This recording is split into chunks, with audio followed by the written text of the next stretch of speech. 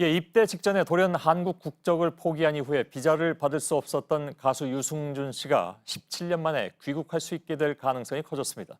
무조건 비자 발급을 거부하는 것은 위법하다는 대법원의 판결이 나왔기 때문입니다. 1, 2심의 판단과는 달라진 것인데 이유가 무엇인지 송우영 기자가 보도해드립니다.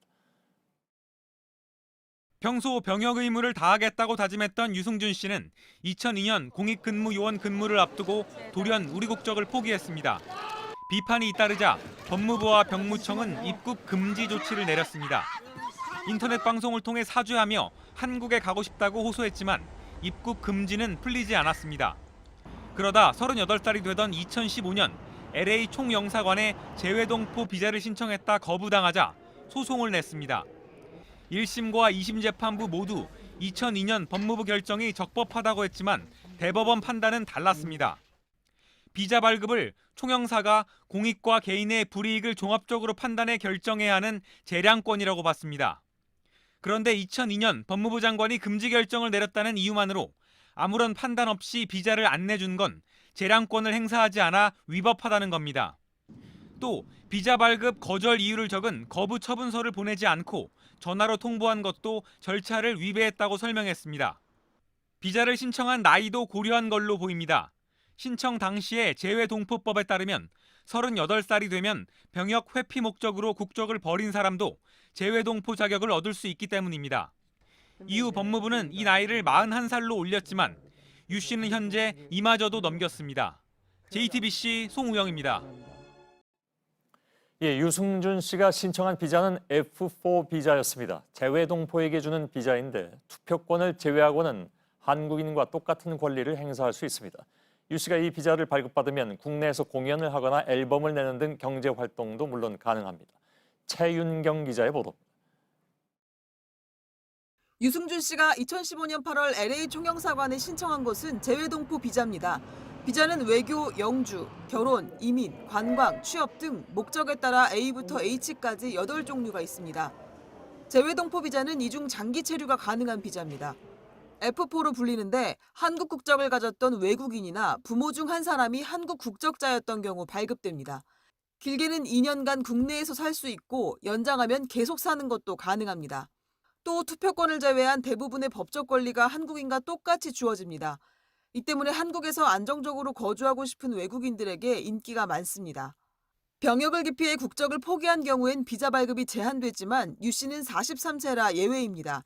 41세가 넘으면 해당 조항이 적용되지 않기 때문입니다. 서울고법이 대법원의 취지대로 판결하고 유 씨가 이 비자를 받게 되면 앨범을 내고 방송에 출연하는 등 경제활동도 가능해집니다.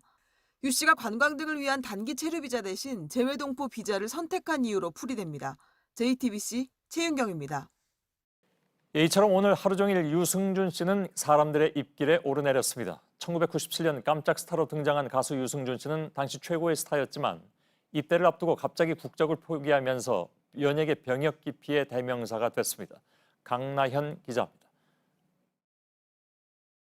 내 손을 잡아봐 어디든 함께 갈 테니. 미국에서 건너온 유승준은 화려한 춤, 신나는 노래로 단숨에 인기 가수로 떠올랐습니다. 언제나 힘들고 지칠 때 날 일으켜주던 꿈이 깜깜이 노래했어. 운동을 열심히 하면서 금연을 장려하고 착실한 신앙생활까지 더해지며 몸과 마음 모두 건강한 청년이라는 이미지를 굳혔습니다. 당당하게 군대에 가겠다고 여러 차례 소신을 밝히며 아름다운 청년이란 별명도 얻었습니다. 그러나 2002년 우리 국적을 포기하면서 약속을 저버렸습니다. 법을 어기지 않는 선에서 국적을 자유롭게 선택할 수는 있지만 사람들이 느낀 배신감이 컸습니다.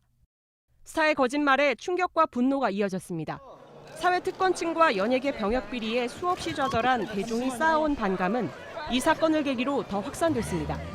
유 씨가 한국에 다시 발을 딛게 할 거냐를 따져온 17년 동안 국민정서라는 이름으로 병역 의무를 바라보는 그 기준은 더 엄격해졌습니다. JTBC 강나현입니다.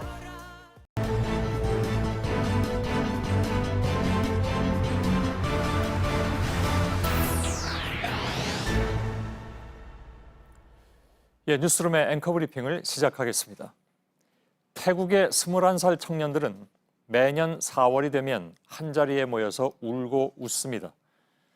그들은 항아리같이 생긴 동그란 통에 손을 넣고 제비를 뽑는데 빨간색을 뽑은 사람의 표정은 말로 표현하기조차 어렵게 어두워지고 검은색을 뽑은 사람은 만세를 부르거나 안도의 한숨을 내쉬는 등 기쁨을 감추지 못합니다.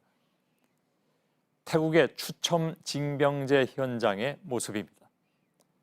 한 해 필요한 군인의 숫자를 정해놓고 지원자를 모집한 뒤에 부족할 경우에는 전국의 만 21세 남성에게 소집령을 내려서 제비 뽑기를 하는 방식입니다. 승려가 되어버린 사람도 한국에서 활동하는 유명 아이돌 멤버도 피할 수 없는 절차라고 하는데 이것도 어찌 보면 제가 며칠 전에 앵커 브리핑에서 소개해드린 지극히 공정한 이른바 뺑뺑이의 방식을 따르고 있으니 희비는 엇갈리겠지만 문제 제기를 하는 사람들은 없다고 하는군요. 우리의 경우는 어떤가? 누구나 다 가야 하는 것으로 되어 있지만 누구나 다 예외 없이 가지는 않는 곳. 국민의 4대 의무인이 특별한 사유가 없으면 당연히 가야 하지만 어떤 이들은 그 특별한 사유를 어떻게든 만들어내서 끝내는 가지 않는 곳. 그래서 누구는 몸무게를 늘리거나 줄이고 누구는 영 생소한 질환을 이유로 들고 그 외에도 셀 수 없는 여러 가지 특별한 사유를 만들어내는 이른바 신의 아들이 태어나는 곳. 군대.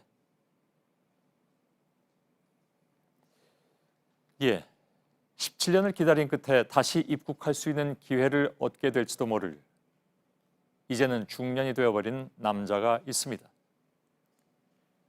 그 17년이란 시간은 대중과의 약속을 어긴 그 스스로가 불러들인 재앙이기도 했습니다. 법적으로는 그때부터도 그를 막을 이유가 없었다지만 법으로만은 설명할 수 없는 이유를 그도 모를 리 없을 터. 이미 그는 전성기를 잃어버린 나이인데다가 특정인에게만 지나치게 가혹하다는 동정론도 있긴 있지만 아직도 여론은 싸늘함이 더 큽니다. 어찌됐든 그 오랜 시간이 지난 뒤에 그가 다시 돌아온다면 그날의 공항 풍경은 어떠할까? 적어도 매년 4월 21살이 된 청년들이 항아리에 손을 넣어 제비를 뽑고 종이 색깔에 따라서 울고 웃는 풍경보다는 확실히 덜 아름다울 것 같다는 오늘의 앵커 브리핑이었습니다.